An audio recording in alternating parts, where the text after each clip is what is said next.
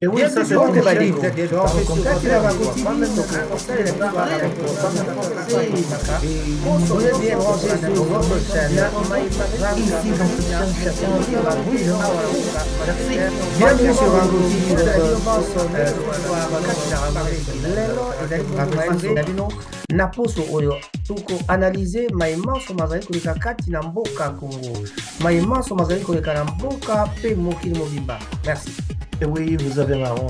C'est pourquoi j'aime cette chaîne, puisqu'il y a toujours des analyses et très impartiales. Donc, il n'y a pas de penchement. Voilà, ici, nous parlons et très librement et chacun s'exprime comme il veut. Et merci beaucoup, Rango TV, pour nous lancer ces émissions. Et merci, à tout à l'heure. Bandeko ba bolingo mbote na bino banso, ça dépend esika bibokolanda biso. Tozali bongo kolakisa bino TV show ya Rango TV, Rango TV mpona kosepelisa bino to mpe kopesa bino maimanso makoleka na poso na boka Congo mpe esika nyonso ya mikili. Et oui, comme nous disons toujours, c'est pas le Mumba, mais c'est l'Afrique de liberté. Et ici, c'est l'Africain qui parle comme en Afrique. C'est l'Africain qui s'exprime comme un Africain. C'est l'Africain qui s'exprime sur Rango et dans sa profondeur africaine la plus profonde. Bonjour, vous êtes bien branchés sur Rango TV, votre show. Raphaël Gomansassa à la présentation avec les analyses complètes de la situation qui prévaut actuellement en RDC et partout dans le monde entier. Bonjour chers amis, très heureux de vous retrouver encore ce matin toujours pour pouvoir vous parler de quelques-unes des nouvelles de la République démocratique du Congo, mon pays. En tout cas, je suis ravi d'être devant cet écran. Vous êtes peut-être devant vos téléphones, laptop, télévision. Avec tout le respect que je vous dois, je dis bonjour à tout le monde et je commencerai par dire un grand bonjour à tous ces gens. Voilà, il y a quelqu'un qu'on salue souvent. Bon, code mondial, code mondial, c'est le code. C'est 200 00243. En tout cas, c'est Willy Moucheni, véritable code Yamboka. Je lui salue. Il y a plusieurs personnes que je peux saluer aussi de ma part ici, là. C'est Guy Bochar Monogo, Papi Moussongo prix Nobel, Blaise Simbo Monta, Rocco l'anglais, et puis JR, le roi de Barberousse, je ne peux pas oublier, Don Pouya Etienne, en tout cas, bonjour. Herman, le pétrolier, un grand bonjour à toi, sans oublier Madame Papi, je ne peux pas non plus oublier Maman Émilie, Maman Zozo, bon, ils sont nombreux, les gens que je peux saluer. Maz Mazini, un grand bonjour à toi. Cyril Modoro, le président de la communauté congolaise de Manchester. Pourquoi pas Firmin Bondo. Aussi, Mama Mavi Ilunga, un grand bonjour à toi. Niwel Tsumbu, actuellement en tournée par-ci par-là. En tout cas, je vous salue. Et je remercie tous les gens qui suivent cette émission. Vous allez apprendre certaines choses parce que je vais m'atteler juste à parler de ce qui se passe en République démocratique du Congo, surtout sur la partie Est.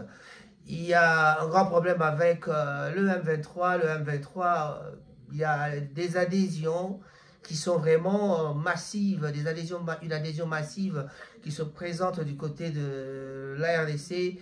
Dernièrement, on a eu Henri Magie, il y a eu d'abord Corneille Nanga qui est parti, Mamba, et puis il y a Henri Magie, il y a plusieurs personnes qui sont parties, mais il y a des noms qu'on ne cite pas ici, mais en tout cas, il y en a déjà plusieurs qui sont partis. Pourquoi devrais-je parler de cela?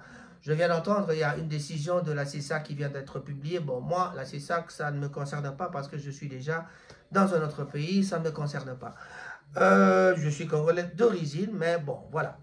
Mais j'ai le droit de dire ce que je dis parce que dans le monde ici où ce que je vis, c'est la liberté de la parole, la liberté de l'expression, c'est vraiment respecté. Donc, on ne pourra pas m'empêcher de parler de Nanga, de parler de M23. Pourquoi devons-nous parler de M23? Cette guerre, on l'a toujours dit, la guerre à l'est du pays, au nord-est, partout dans l'est de la République démocratique du Congo, c'est une guerre qu'on considère comme étant une guerre médiatique. Parce que la vérité sur le terrain, nous ne le connaissons pas parce que nous ne sommes pas sur le terrain. Pourquoi devons-nous alors parler de cette guerre. Nous devons parler de cette guerre parce que nous devons informer les gens. Les gens doivent être préparés. Parce que quand on parle de l'Est, on oublie aussi certaines autres parties de la RDC qui semblent être aussi en guerre. Le Bas-Congo est secoué. Le Bas-Congo est secoué. Pas trop loin vers Kouamout, en allant vers le Bandundu, c'est pareil. Donc, le Bandundu, le Bas-Congo, le Nord, du côté du Soudan aussi, il ne faut pas oublier. Donc, il y a aussi des attaques par-ci, par-là. Alors, ça veut tout simplement dire que le Congo finira par devenir, en ma façon de voir les choses, hein, enfin, ma façon d'analyser, en tout cas, mon analyse personnelle me pousse à dire que on risque d'arriver à un point tel que le Congo sera encerclé, Kinshasa sera encerclé. Et nous avons aussi, nous risquons aussi d'avoir des troubles à Kinshasa. D'ailleurs, des troubles à Kinshasa, il y en a déjà parce que nous avons le Kuluna qui bat son plein. Dans toutes nos maisons, il y a des Kuluna. Il y a des Kuluna partout. Allez à Bandalunga, il y a des Kuluna. Allez à Kitambo, il y a des Kuluna. On peut citer Barumbu, on peut citer toutes les communes, même Yolo, Kalamu, par-ci, par-là, dans la ville de Kinshasa, il y a toujours des Kuluna. Il y a des Kuluna partout. Ça, c'est aussi une forme de rébellion que le ministre de l'Intérieur, ou alors le gouvernement, doit pouvoir essayer de s'atteler là-dessus, essayer d'attaquer, d'éradiquer ce problème. Parce que si jamais on essaie d'éradiquer ce problème, ce qui va se passer, ce sera la débandade. Un jour, on va se réveiller. On a vu, dernièrement, j'avais reçu des images qui montraient dans un village pas trop loin, à Kinsele, je crois, c'est vers le Bandundu, en partant vers le Bandundu, c'est Kinsele. À Kinsele, là-bas, ben, on a tué des gens, ben, on ne sait pas qui a tué, ben, partout, on tue. Les Mororo de l'autre côté, du côté du Soudan, ça rentre au Congo et puis ça tue. Alors, qu'est-ce que nous devons faire? Qu'est-ce qui se passe? On va parler du M23. Pourquoi parler du M23? Parce que cette fois-ci, il y a une petite exagération de la part de ce qui se passe vraiment dans ce mouvement de M23. Nous ne pouvons pas appuyer le M23. Mais ça, c'est un. Depuis que Nanga est parti, on constate qu'il y a plusieurs personnes qui sont en train de se déplacer. Il y a un mouvement de Kinshasa, de l'intérieur, de partout. On parle même de la diaspora qui sont en train d'aller appuyer Nanga, qui sont en train de se rallier au M23, au AFC. AFC égale M23 maintenant parce que AFC, AFC c'est... Ouais, AFC. Alors, l'AFC de Nanga est appuyé par certaines personnes qui viennent de la diaspora, du Congo, de par-ci, par-là. Voilà. Mais, qu'est-ce que le gouvernement peut faire pour essayer d'éliminer ça? Cette histoire doit terminer. On n'arrive pas à terminer ça. Ça veut tout simplement dire que nous allons arriver à un certain point qu'il y aura la débandade. On risquera d'être surpris une fois, un jour à Kinshasa, ça tire et on ne saura pas d'où viennent les tirs. On ne saura pas d'où viennent les tirs parce que les gens qui sont à Kinshasa sont allés se rallier à Nanga, mais qu'est-ce qu'ils ont laissé comme groupe à Kinshasa? Qu'est-ce qu'ils ont comme complices à Kinshasa? Parce qu'eux, ils sont partis parce qu'ils ont le moyen de se déplacer pour y aller. Mais ceux qui n'ont pas le moyen de se déplacer, ils restent sur place.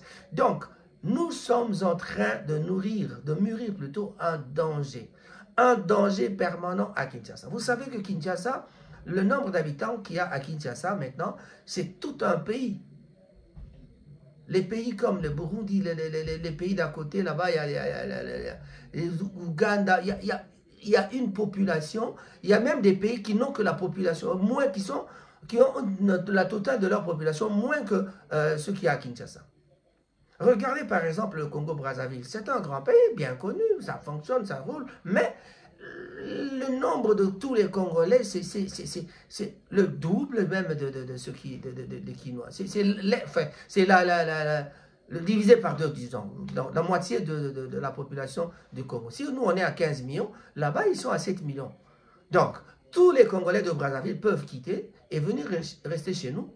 ils vont aller dormir en route, dans les fleuves, par-ci, par-là, et ils vont dormir. Mais bon, excusez-moi, c'est pas la façon de rigoler des gens, mais je suis en train d'analyser une chose, parce que nous sommes vraiment un peuple là, mais pourquoi ce peuple est tout à fait naïf? Nous devons faire une pression à nos détracteurs. Nos détracteurs, nous les connaissons. Les États-Unis d'Amérique sont en train de détruire. La Grande-Bretagne, disons en général, les Occidentaux sont en train d'appuyer les pays qui déstabilisent le Congo. Les pays qui sont en train de foutre le bordel dans notre pays. Les pays qui sont en train de nous amener la guerre. Mais d'ailleurs, par moment, si vous suivez les émissions de Rango, vous allez comprendre que je n'ai jamais appelé cette guerre-là, je n'ai jamais considéré cette guerre-là comme étant vraiment une vraie guerre. Pourquoi? Je vais m'expliquer. C'est facile à expliquer, mais c'est parfois dur à comprendre. Qui sont les gens qui viennent attaquer le Congo?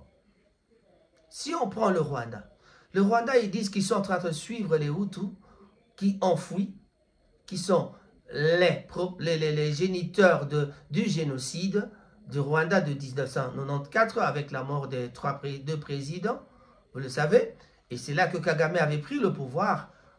Alors, à partir de là, ils disent qu'ils viennent là mais pour chercher les Hutus. Mais quand ils viennent là, ils sont restés, ils sont en train de faire quoi? Ils tirent, pam, pam, et puis quand vous fouillez, ils prennent la terre, ils prennent les animaux, la faune, la forêt, la brousse partout, ils prennent les plantes, ils prennent n'importe quoi.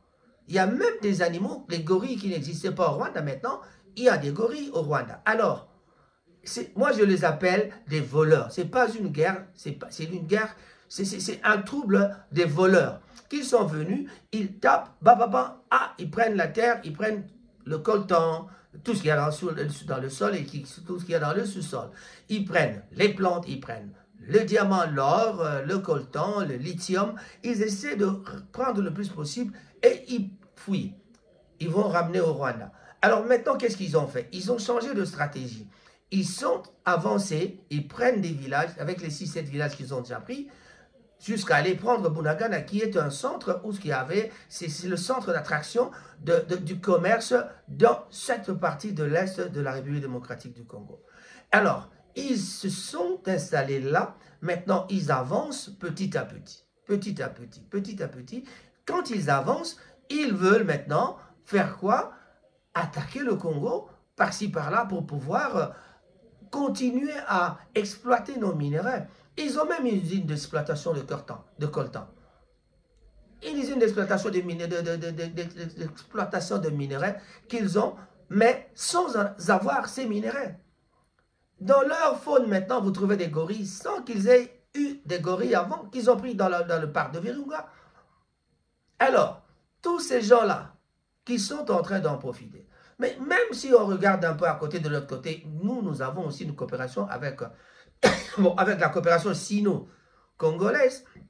Donc, les Chinois sont là en train d'exploiter. Mais au profit de qui? À quand le Congolais lui-même pourra donc avoir la chance de bénéficier de ces minéraux? C'est pour cela, la diaspora, surtout nous à Manchester ici, nous sommes décidés d'entrer dans la politique. Nous sommes en train de faire une politique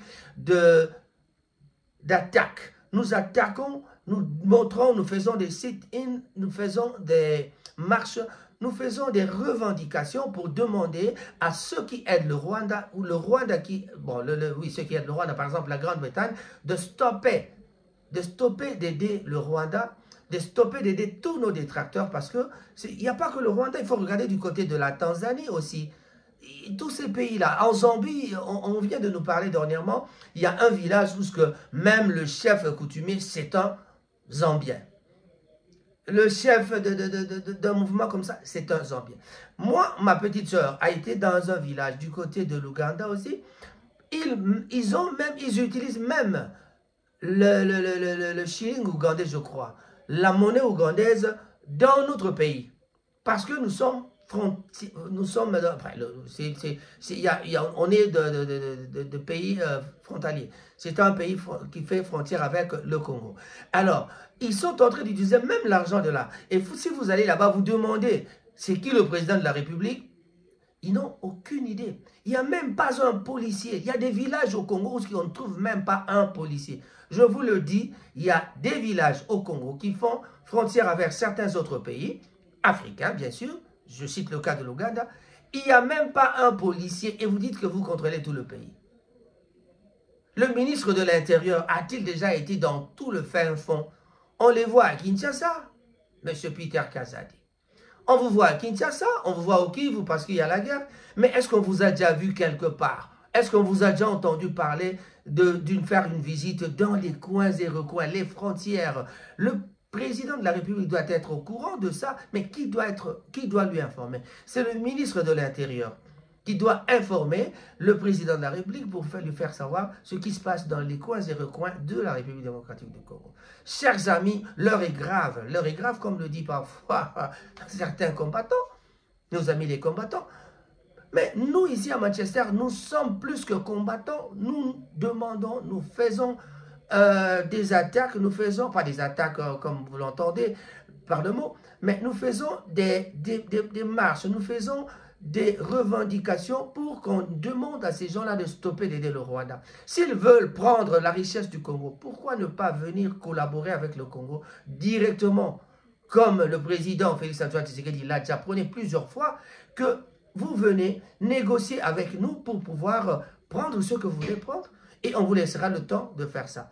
Mais si jamais cela ne se fait, en tout cas je vous dis au revoir pour ceci, pour le moment. C'est Raphaël Goma, votre présentateur ce soir, avec cet après-midi plutôt, avec Rango TV. Au revoir.